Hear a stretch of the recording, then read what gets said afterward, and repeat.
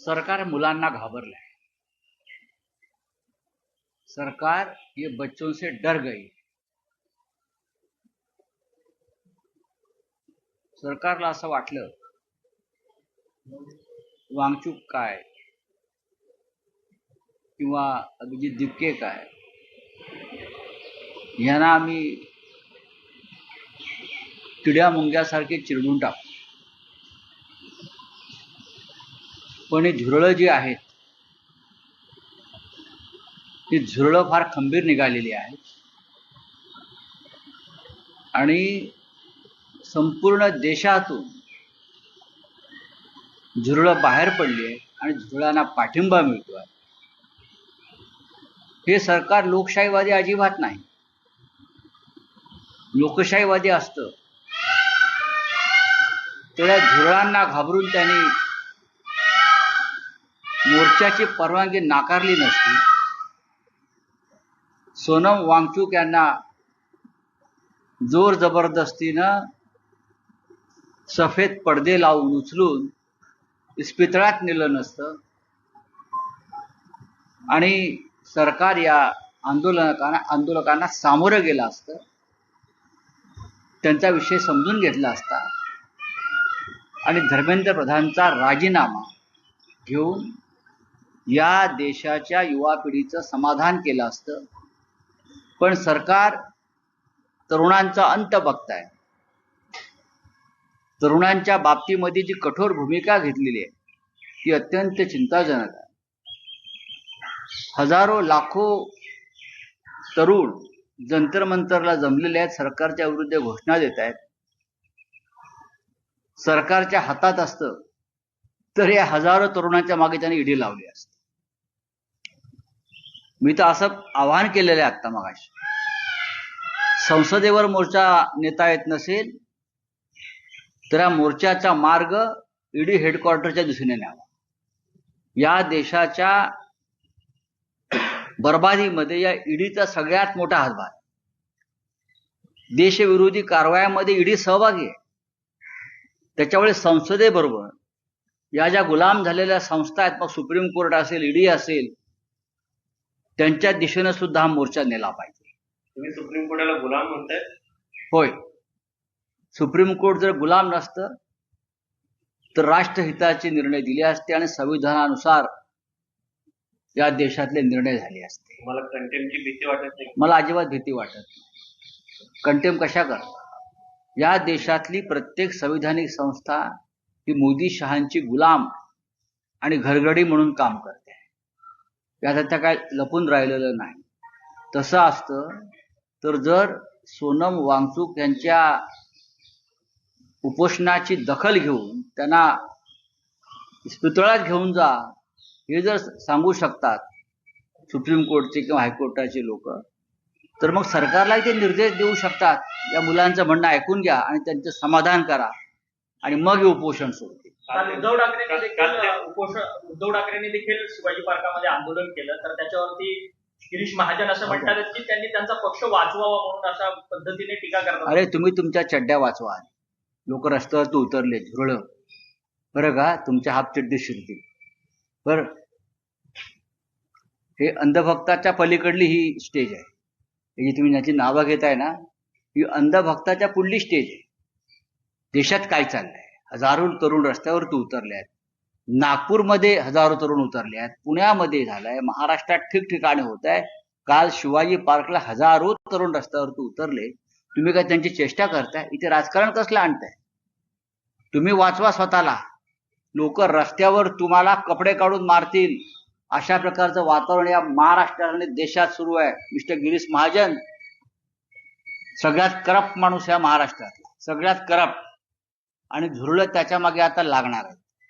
तर काल सोनम वांगचूक यांच्या पतीने दिल्ली उच्च न्यायालयामध्ये अपील केलं होतं, त्यांच्या पतीचे उपचार हे खासगी रुग्णालयात करावे। बघा, ते त्यांचं अपील फेटाळलेलं आहे, त्याच्यावरती आता फार चर्चा न केलेली तरी ठीक आहे। हिंदी सुप्रीम कोर्ट म्हणताय ज्या पद्धतीने गुलाम पद्धतीने वागताय, तुमचे 6 खासदार देखील खरं तर एकनाथ शिंदेकडे गेले, त्यांच्या खरं तर गटाला आता मान्यता देण्यात आली आहे संसद। नाही, लोकसभेचे अध्यक्ष असतील राज्यसभेचे सभापती असतील, सुप्रीम कोर्ट असेल, ईडी सीबीआय सारख्या संस्था असतील, राज्यपाल असतील, निवडणूक आयोग असतील, हे सगळे सत्ताधारी पक्ष खास करून मोदी शहांचे गुलाम झाले आणि म्हणूनच जंतर मंतरला जे एक प्रचंड आंदोलन सुरू आहे हे या गुलामगिरीच्या बेड्यात तोडण्यासाठी आहे. पण आजपासून पावसाळी अधिवेशन सुरू होते.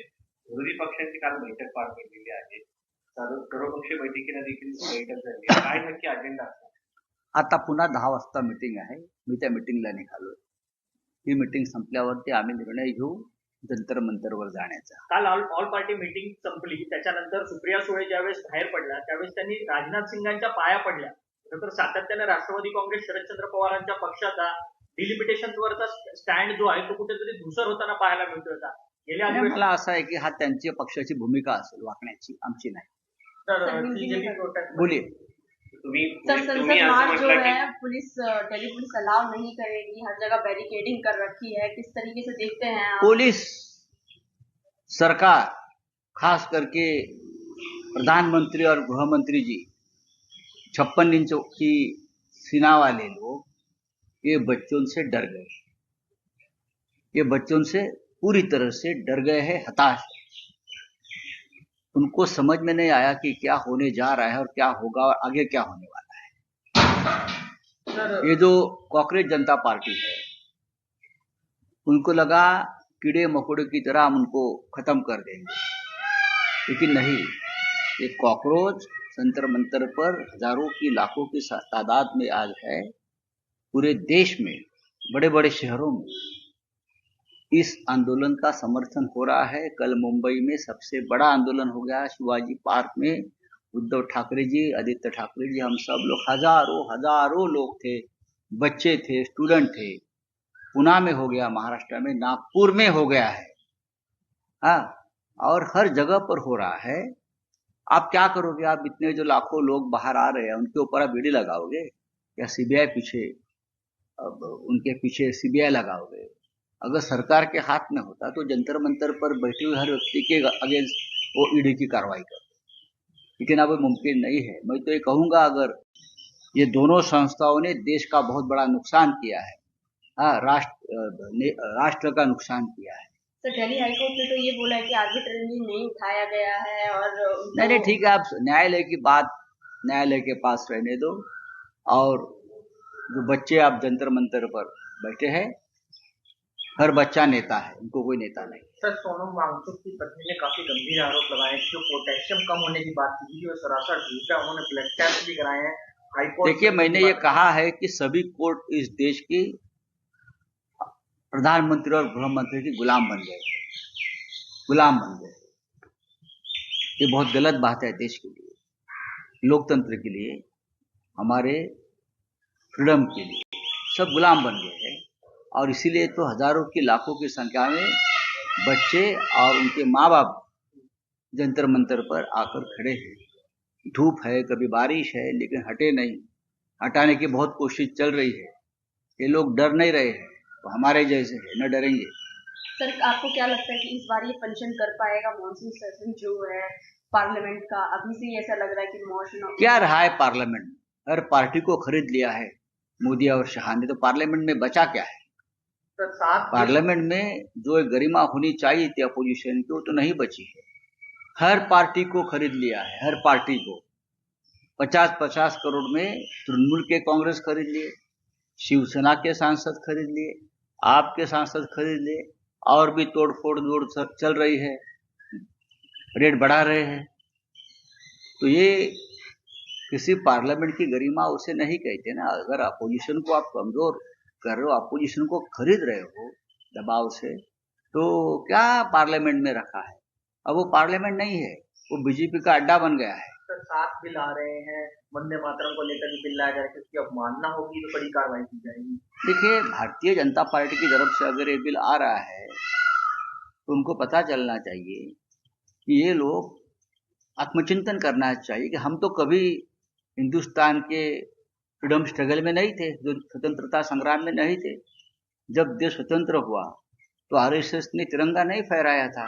ऐसे बहुत सी बातें मैं बोल सकता हूँ. तो वंदे मातरम की चिंता आप मत करिए।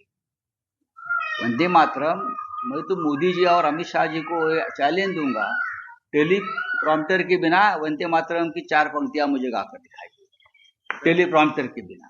तरी अधिवेशनात राम मंदिराचा देखील मुद्दा उपस्थित केला जाईल. बहुत गंभीर मुद्दा है, लेकिन हम सड़क पर उतरे हैं। पार्लियामेंट में कुछ नहीं होगा। हम महाराष्ट्र में अपने देखा होगा, नागपुर में कितना बड़ा हमारा सम्मेलन हो गया राम मंदिर लूट के खिलाफ। मुंबई में हो गया, अब हम और भी शहरों में, पुणे में कर रहे हैं, जळगाव, हजारों की संख्या में लोग राम मंदिर के दान चोरी के खिलाफ सड़क पर उतर रहे हैं। ये होता